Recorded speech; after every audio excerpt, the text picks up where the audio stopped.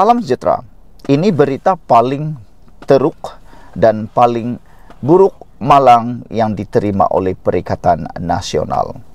Menurut UMNO, sudah ada tanda-tanda Perikatan Nasional nak melingkup.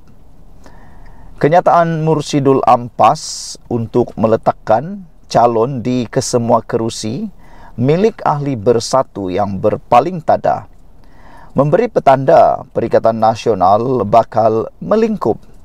Seperti yang saya sudah katakan dalam analisis saya semalam, saya kata, selepas pengumuman oleh Mursyidul Ampas itu, yaitu mereka bersedia untuk meletakkan calon di 6 kawasan ahli parlimen yang berpaling tada, saya kata, itu petanda bahawa PAS sudah tidak lagi meyakini kekuatan bersatu.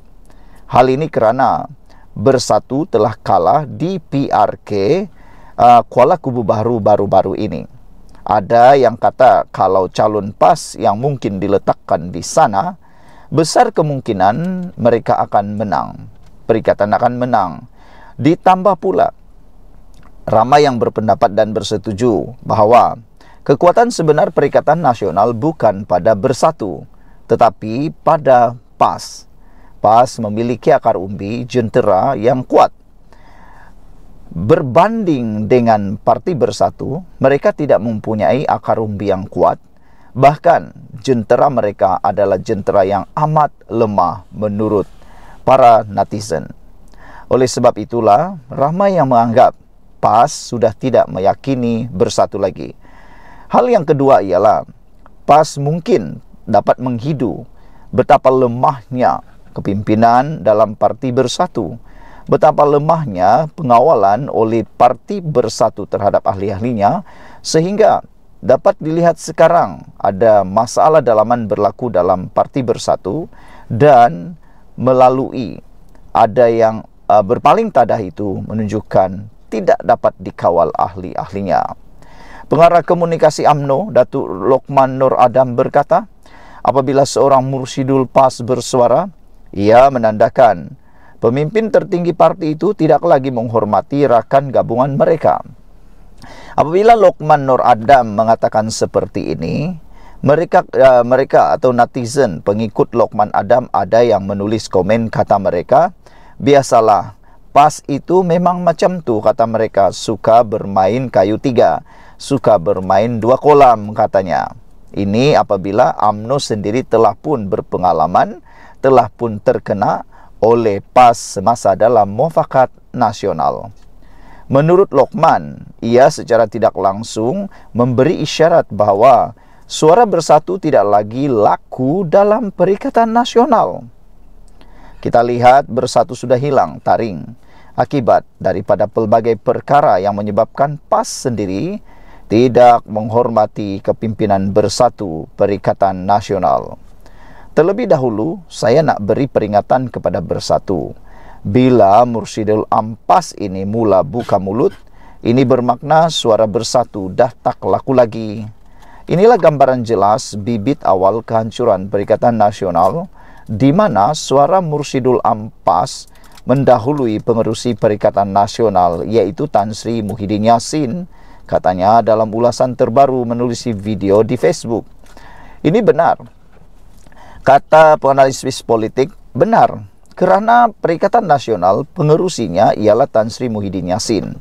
Sepatutnya, peletakan calon di kerusi yang akan kosong nanti bukan ditentukan oleh Mursyidul Ampas, tetapi akan diumumkan oleh pengerusi Perikatan Nasional.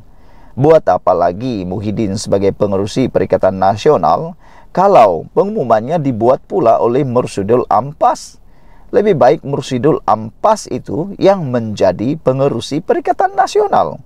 Jadi, ada kebenaran apabila Lokman kata suara Bersatu sudah tidak laku lagi di Perikatan Nasional. Terdahulu PAS menyatakan kesediaannya untuk meletakkan calon di 7 kerusi milik Bersatu sekiranya pilihan raya kecil PRK diadakan. Di kerusi berkenan, ekoran tindakan ahli parti itu menyatakan sokongan kepada Perdana Menteri mengulas lanjut. Lokman kata, kenyataan tersebut menandakan bahawa parti itu tamak haloba. Beliau berpendapat PAS tidak lagi meyakini rakan gabungannya mampu memberi saingan hebat kepada kerajaan perpaduan jika pilihan raya kecil diadakan di kerusi berkenaan. Ini jelas menunjukkan PAS dah tak hormat bersatu. Malulah Din, kata Lokman. Takkanlah nak biarkan semua kerusi yang sebelum ini dimiliki bersatu, tiba-tiba semua PAS nak bertanding. Dia nak rampas semua. Bayangkan betapa tamak halobanya PAS ini. Ini bermaksud bersatu ini pun sudah tidak diyakini boleh memberi cabaran kepada Barisan Nasional ataupun kepada kerajaan perpaduan di kerusi-kerusi yang telah mereka menangi sebelum ini. Saya juga rasa cukup hairan kenapa kenyataan ini dikeluarkan oleh seorang yang begitu tinggi pangkatnya dalam PAS. Jarang Mursyidal Ampas keluarkan kenyataan penting seperti ini, kecuali sudah berbincang dengan Presiden PAS itu sendiri. Ini tanda-tanda tak lama lagi Perikatan Nasional lingkup, ujarnya. Sekian dulu untuk kali ini. Jangan lupa tinggalkan komen Anda untuk isu kali ini. Selamat petang, salam sejahtera. Terima kasih karena bersama dengan saya di Nazlin Unity Channel. Saudara-saudara sekalian, hari ini kita digemparkan dengan pendedahan luar biasa yang berlaku di mahkamah. Sehingga ada netizen yang mula bertanya-tanya, benarkah Najib patut dipenjara atau patutkah Najib dibebaskan saja? Dan ada juga yang bertanya, dengan pendedahan dan juga pembongkaran di mahkamah kali ini, adakah ini bukti bahawa Najib sebenarnya tidak bersalah dan hanya ada konspirasi? Ini apabila peguam bela kata kes 1MDB iya atau ini bukan tanda tangan Najib. Jadi kalau bukan tanda tangan Najib, siapa punya tanda tangan? Siapa yang mewakili tanda tangan Najib? Ini memang membuatkan kita terfikir pelbagai perkara.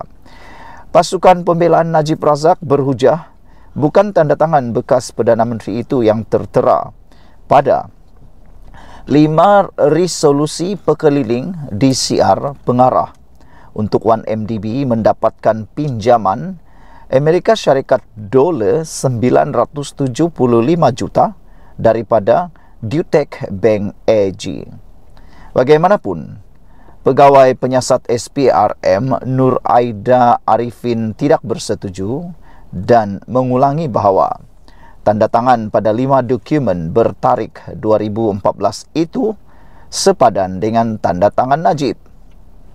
Peguam Najib Wan Aiman Wan Fakhruddin dan saksi ke-49 pihak pendakwaan berhujah secara lisan semasa perbicaraan kes salah guna kuasa dan pengubahan wang haram 1MDB berjumlah 2.27 bilion ringgit hari ini terhadap bekas Perdana Menteri itu.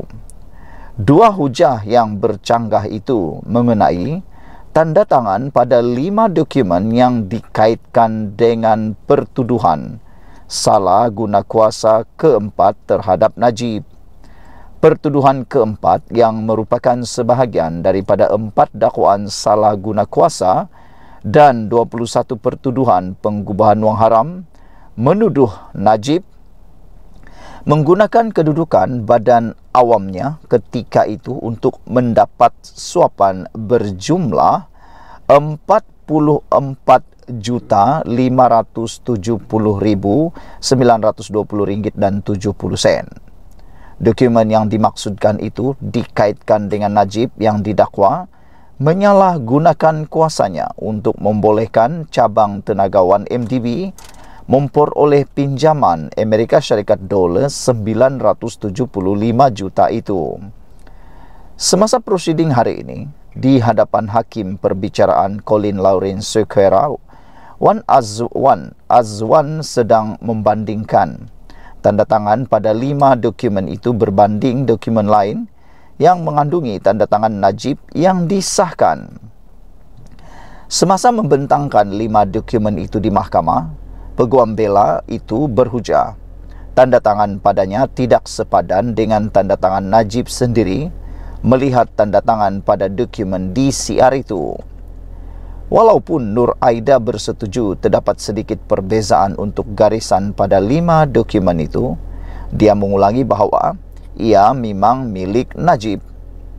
Dia memberi keterangan ini kerana siasatannya menunjukkan bekas Ketua Pegawai Eksekutif 1MDB Muhammad Hazim Abdul Rahman memberitahunya semasa siasatan bahawa ahli perniagaan yang dikehendaki Low Tech Jo atau Jolo membawa dokumen tersebut kepada Najib untuk ditandatangani oleh Perdana Menteri ketika itu. Pegawai penyiasat SPRM berkenaan juga tidak bersetuju dengan dakwaan Peguam Bela bahawa Lembaga Pengarah 1MDB telah dikelirukan oleh tanda tangan Najib yang didakwa palsu untuk mempercayai bahawa Perdana Menteri ketika itu meluluskan transaksi terbabit. Bagaimanapun, Nuraida bersetuju dengan Wan Azwan bahawa 5 DCR itu adalah bukti dokumentari utama dalam kes salah guna kuasa terhadap Najib, bekas pengerusi Lembaga Penasihat 1MDB.